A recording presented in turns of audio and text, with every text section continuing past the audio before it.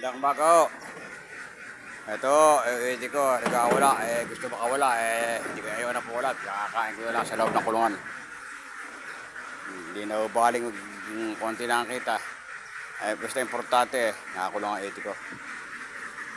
Safety. Kaya awa ng Diyos ho, hindi na ho lumalim. Hindang kagaya ng dati. Po gabi. Hindi na ho lumalim. Pag ang tanong ko, hindi na lumalim.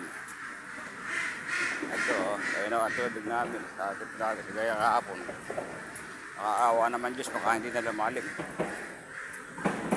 Pero madaling po kalangitan. Huwag na dito ibaba yung tubig. Huwag na iulan. At mag-umaro naman.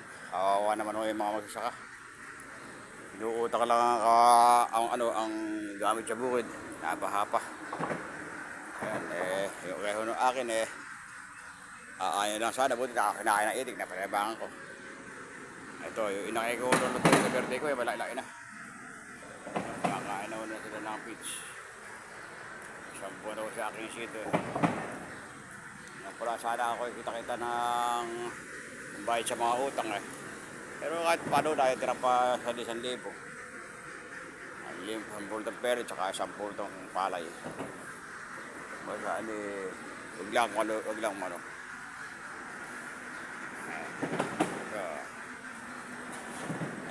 Awa ng Diyos.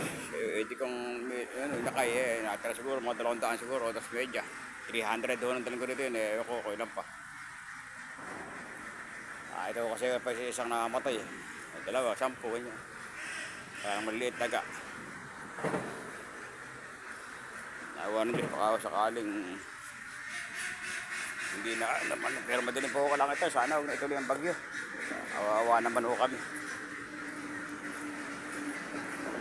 Sige po, marami po salamat. God bless po sa atin lahat. Sana ho, pagpalain tayo ng Panginoon.